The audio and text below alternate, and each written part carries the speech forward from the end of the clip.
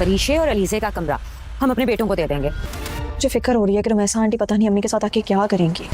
ये घर उनके वालिदैन का है, यहाँ आने से मैं उन्हें रोक नहीं सकती। अब उन्हें यहाँ आने से नहीं रोक सकती ना, फिर मैं आपको और जूबी को किसी किराए के घर में ले जाती हूँ। आप इस दौर में ना एक अनोखी साथ, मैंने मना किया था ना, इनको इजाजत मत दे। इस अपाहिज को अपने पैरों पे खड़ा करने का सोच रही है। और हम अम्मा जान के कमरे में शिफ्ट हो जाएंगे। सोहेब और आयशा की मोहब्बत को देखकर रोमेशा रश्क से तड़प रही है। रमशा इससे खुश नहीं है जिस तरह ज़हीब आयशा को अपने पैरों पर खड़ा करने में मदद करने की कोशिश कर रहा है, और आयशा भी थोड़ा चलने लगी है और इसकी सांसें इसे अच्छा लगने लगी हैं। वो अपनी माँ से कहेगी कि तुम अपनी मासूर बहू को पाँव पर खड़ा कर रही हो। अब ज़हीब की वालिदा समझती हैं कि उसकी बेटी ने हमेशा इसके और उसके बेटे के दरमियान फासले पैदा करने की कोशिश की है। अपने मनफी रवैये की वजह से उसने अपने बेटे को खुद से दूर कर दिया है। अब वो अपनी बेटी की मजीद नहीं सुनेगी।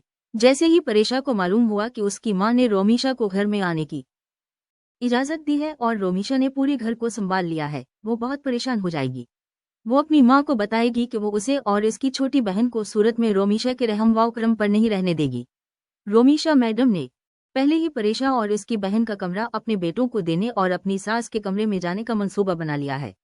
जिस तरह से वो पूरे घर को संभाल रही है, परेशा को लगता है कि उसकी माँ और बहन को अब यहाँ नहीं रहना चाहिए। इस दौरान परेशा की बहन भी परेशान है और अपनी मां से शिकायत करेगी कि इसने आलम को अपनी दूसरी बीवी रोमीशा को यहाँ लाने की इजाजत क्यों दी। उसकी मां बस यही कहेगी कि ये उनके बाप का घर है और वो उसे